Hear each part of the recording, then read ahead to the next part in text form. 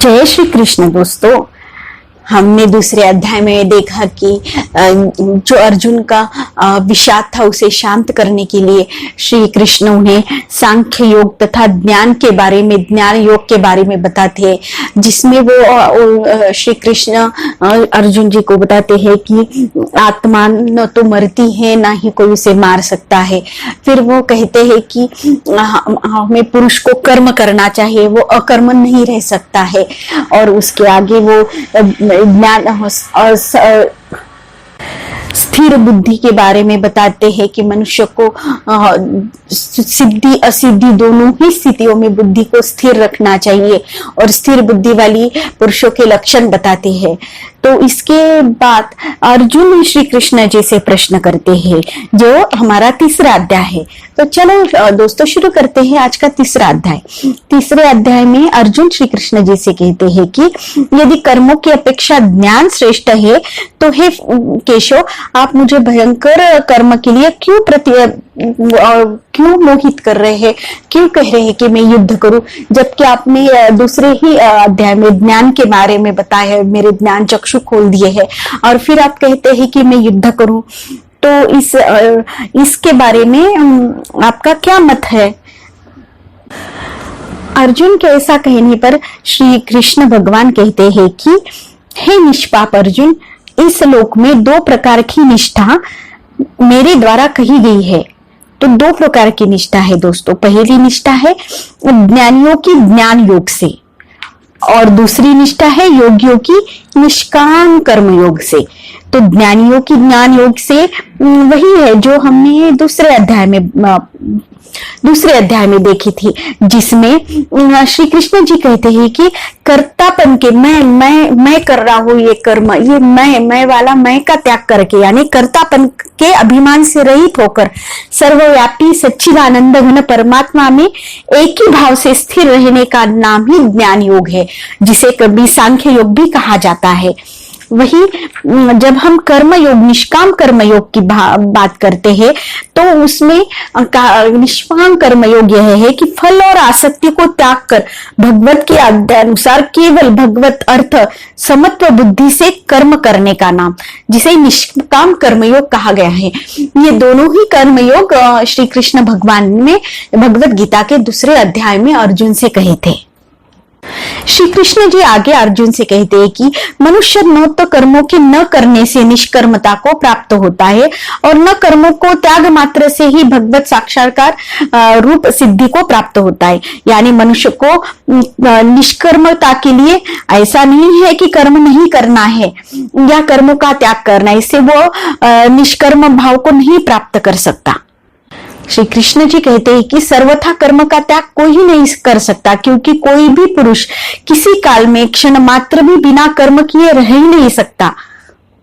सभी पुरुष प्रकृति के उत्पन्न गुणों द्वारा कुछ न कुछ कर्म तो करते ही है। तो इसीलिए जो पुरुष, मूल पुरुष कर्मेंद्रियों को हट से रोककर इंद्रियों के भोगों को मन से चिंतन करते हैं, यानी वो तो कर्म तो कुछ करते नहीं, लेकिन मन से इंद्रियों और भोगों का चिंतन करते रहते, उन्हें श्री कृष्ण जी दंभी और मिथ्याचारी कहते हैं।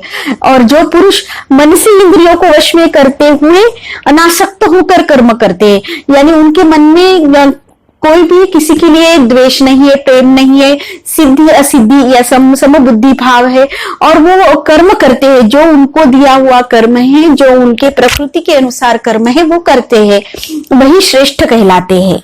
इसीलिए श्री कृष्ण जी कहते हैं कि अर्जुन से कहते हैं कि तू शास्त्र विधि से नियत हुए स्वधर्म का पालन कर, क्योंकि कर्म न करने की अपेक्षा कर्म करना ही श्रेष्ठ है, और कर्म न करने से तेरे शरीर का निर्वाह भी नहीं हो सकता। श्री कृष्ण जी आगे कहते हैं कि बंधन के भय से भी हमें कर्मों का त्याग नहीं करना चाहिए, क्योंकि यज्ञ अर्थात विष्णु के निमित्त किए हुए कर्म के सिवा अन्य कर्म में लगा हुआ ही यह मनुष्य कर्मों द्वारा बंधता है। तो यह बहुत इंपॉर्टेंट, बहुत महत्वपूर्ण पॉइंट है दोस्तों, जिसमें श्री कृष्ण जी कहते हैं कि अगर हम कोई कार्य विष्णु के निमित्त, श्री हरि के निमित्त करते हैं, तो वो कर्म हमें नहीं बांधता, बाकी सब कर्म से हम बंधे जाते हैं। इसीलिए अब आगे श्री कृष्ण जी कहते हैं कि हे अर्जुन, आसक्ति से रहित हुआ उस परमेश्वर के निमित्त कर्म का भली प्रकार आचरण कर। कर्म न करने से तू पाप का भी प्राप्त हो सकता है। आगे श्री कृष्ण जी अर्जुन से यज्ञ का महत्व बताते हैं, जिसमें वो कहते हैं कि प्रजापति ब्रह्मा ने कल्प के आदि में यज्ञ सहित प्रजाओं का रचकर कहा है कि इस यज्ञ द्वारा तुम लोग वृद्धि को प्राप्त हो और यह यज्ञ तुम लोगों को इच्छित फल देने वाला हो जाए। तो इस प्रकार तुम लोग यज्ञ द्वारा देवताओं की उन्नति करो और देवता लोग तुम्हारी उन्नति करेंगे। इस प्रकार उन्होंने आपस में कर्तव्य समझकर उन्नति को या परम कल्याण को प्राप्त हो, दोनों भी हो जाएंगे। तो ये यज्ञ का प्रयोजन उन्होंने बताया। तथा यज्ञ द्वारा बढ़ाए हुए देवता लोग तुम्हारे लिए बिना मांगे ही प्रिय भोगों को देंगे और उनके द्वारा दिए हुए भोगों को जो पुरुष इनके लिए बिना दिए ही भोगता है, वह श्री कृष्ण जी गीता में कहते कि वो चोर के समान है। आगे श्री कृष्ण जी कहते हैं कि संपूर्ण प्राणी अन्न से ही उत्पन्न होते हैं और अन्न की उत्पत्ति वृष्टि से होती है तथा वृष्टि यज्ञ से ही होती है और यह वह यज्ञ कर्मों से उत्पन्न होने वाला है तथा उस कर्म को तू वेद से उत्पन्न हुआ जान और वेद अविनाशी परमात्मा से उत्पन्न हुए। इससे सर्वव्यापी परम अक्षर परमात्मा सदा ही यज्ञ में प्रतिष्ठित है। अतः हे पार्थ, जो पुरुष इस लोक में इस प्रकार चलाए हुए सृष्टि चक्र के अनुसार नहीं बर्ताव करता है, अर्थात शास्त्र का अनुसार कर्म को नहीं करता है, वह इंद्रियों के सुख को भोगने वाला पापायु पुरुष व्यर्थ ही जीता है। तो ये पूरा सृष्टि का चक्र श्री कृष्ण जी ने बताया है, जिसमें यज्ञ का महत्व आता है। आगे श्री कृष्ण जी कहते हैं कि तू अनासक्त हुआ निरंतर कर्तव्य कर्म का अच्छी तरह आचरण कर, क्योंकि अनासक्त पुरुष कर्म करता हुआ परमात्मा को प्राप्त होता है। अनासक्त यानी कर्म करना है, उसकी आसक्ति नहीं रखनी है। इस प्रकार जनकादि सभी जो महान पुरुष है उन्होंने सिद्धि को प्राप्त किया है। श्री कृष्ण जी आगे अर्जुन को कहते हैं कि इसलिए हे अर्जुन, यद्यपि मुझे तीनों लोकों में कुछ भी कर्तव्य नहीं है तथा किंचित भी प्राप्त होने योग्य वस्तु अप्राप्त नहीं है, फिर भी श्री कृष्ण कर्म करते हैं।